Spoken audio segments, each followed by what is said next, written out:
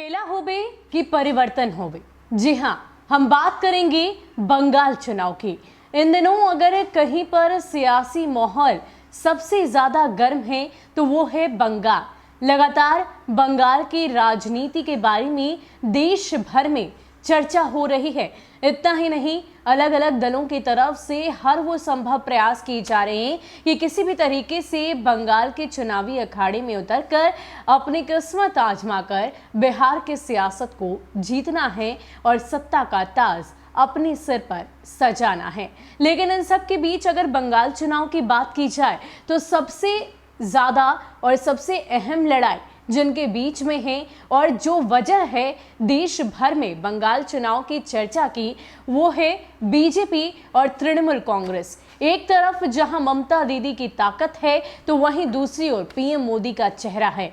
यानी कि इस बार लड़ाई कांटे की टक्कर की है। लेकिन इन सब के बीच अगर हम बात करें जाने माने रणनीतिकार राजनीतिज्ञ प्रशांत किशोर की, जी हाँ, इस बार अगर टीएमसी के साथ कदम से कदम मिलाकर साथ ही साथ पूरी पार्टी की अगर बागडोर किसी के हाथ में है तो वो है प्रशांत किशोर। इस बार पूरी तरीके से पार्टी की रणनीति को लेकर आगे वही बढ़ रहे हैं। आपको बता दें कि इससे पहले भी देश भर में कई सारे चुनाव में प्रशांत किशोर ने बड़ी ही अहम भूमिका निभाई है और अक्सर वो अपने चाणक्य नीति को लेकर, अपनी रणनीति को लेकर, साथ ही साथ बिहार की और देश भर की राजनीति में उनकी काफी अच्छी पकड़ है। और ऐसे में हर पार्टी का प्रयास रहता है कि किसी न किसी तरह प्रशांत किशोर को अपने साथ रखा जाए और उनके साथ ही किसी भी चुनावी अखाड़े में उतरा जाए। हालांकि इस बार प्रशांत किशोर ममता दीदी के साथ हैं और लगातार इस बात की पुष्टि कर रहे हैं कि बीजेपी कहीं से भी इस बार के चुनावी मैदान में उतरने के बावजूद अगर आती है तो वो 2 डिजिट से ज्यादा नहीं पार कर पाएगी। यानी कि इस बार के बंगाल के चुनावी अखाड़े में बीजेपी पूरी तरीके से हार का सामना करेगी और ये कहना है प्रशांत किशोर का। इतना ही नहीं, प्रशांत किशोर अपनी इस बात को लेकर इतने ज्यादा सहज हैं और साथ ही साथ ये जिद कहें या उनके आत्मविश्वास की बात करें, वो बार बार इस बात की चर्चा कर रहे हैं कि अगर ऐसा होता है, यानी कि अगर बीजेपी जीतती है तो वो अपने इस काम को छोड़ देंगे और साथ ही साथ अपनी सोशल मीडिया से अपनी सारी पहचान हटा लेंगे। ये कहना है प्रशांत किशोर का। इतना ही नहीं, हाल ही में एक अंग्रेजी के प्रमुख अखबार, जी हाँ, हम बात कर रहे हैं इंडियन एक्सप्रेस की, वहां बातचीत करते हुए प्रशांत किशोर ने कई सारी बातें कही। हालांकि कहीं ना कहीं अब उनके मन में भय भी सता रहा है।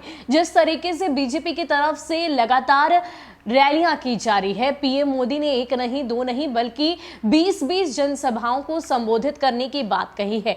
अब ऐसे में प्रशांत किशोर ने एक बार फिर से इस बात को दोहराया तो जरूर है कि कहीं ना कहीं एक बीजेपी कितनी भी कोशिश कर ले वो बंगाल की सियासत में जीत नहीं पाएगी। ममता दीदी ही हमेशा अपनी ताकत बरकरार रखेगी। लेकिन एक बात और जो प्रशांत किशोर ने की है वो ये है कि अगर बीजेपी आती है तो देश के लिए ये बिल्कुल अहित होगा। यानी कि उनका कहना है कि पूरा देश 1 पार्टी 1 नेशन की ओर बढ़ जाएगा। इतना ही नहीं, बीजेपी पर उन्होंने एक बड़ा आरोप भी लगाया है, या यूं कहीं तो उनके बारे में एक बड़ी बात भी कह दी है। उन्होंने साफ तौर पर कहा है कि बीजेपी एक ऐसी पार्टी है जो कि 1 पार्टी 1 नेशन के अलावे वो लोगों की सोच पर अपने आप को हावी करना चाहती है। यानी कि लोग क्या पहनते हैं, किस धर्म का पालन करते हैं, किनसे उन्हें बात करनी है, किनसे नहीं करनी है, इस बात पर भी बीजेपी का जोर है। यानी कि वो जनता को पूरी तरीके से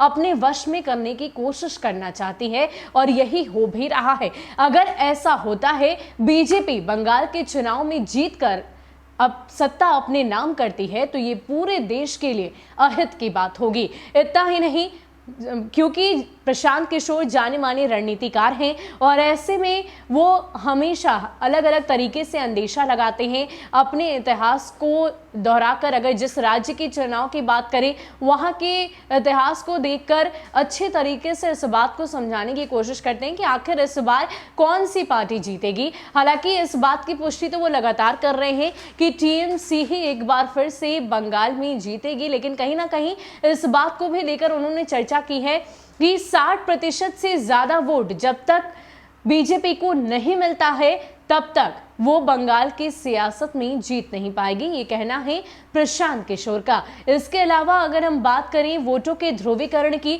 तो वो इस बात को भी लेकर प्रशांत किशोर लगातार कह रहे हैं कि जब तक वोटों का ध्रुवीकरण नहीं होता है और 60% से ज्यादा वोट बीजेपी को नहीं मिलते हैं तब तक वो बंगाल की सियासत में, बंगाल की सियासी जमीन पर अपना परचम नहीं लहरा पाएगी। हालांकि क्या कुछ रिजल्ट सामने आता है ये तो 2 मई की तारीख को ही पता चलेगा, लेकिन जिस तरीके से बंगाल के लोगों का मिजाज है, मूड है, उससे तो साफ स्पष्ट होता है कि कहीं ना कहीं इस बार चुनाव काफी कांटे के टक्कर का है। यानी कि कोई नहीं जानता कि कौन इस बार जीतेगा और कौन हारेगा। चर्चा तो इस बात की भी हो रही है कि कहीं ना कहीं बीजेपी के साइलेंट वोटर्स भी हैं जो कहीं ना कहीं, अगर हम बात करें मीडिया से रूबरू होने की, ग्राउंड रिपोर्टिंग की, तो उस दौरान भले ही वो ममता दीदी का नाम ले रहे हो, लेकिन साइलेंट वोटर्स के तौर पर वो बीजेपी को वोट कर जाएंगे। हालांकि ये चुनाव बेहद ही अपने आप में दिलचस्प है,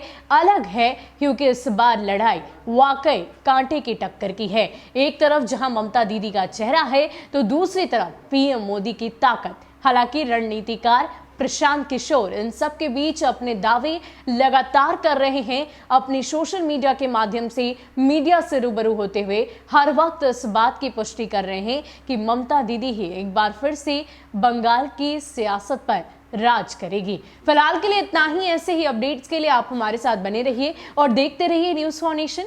नमस्कार।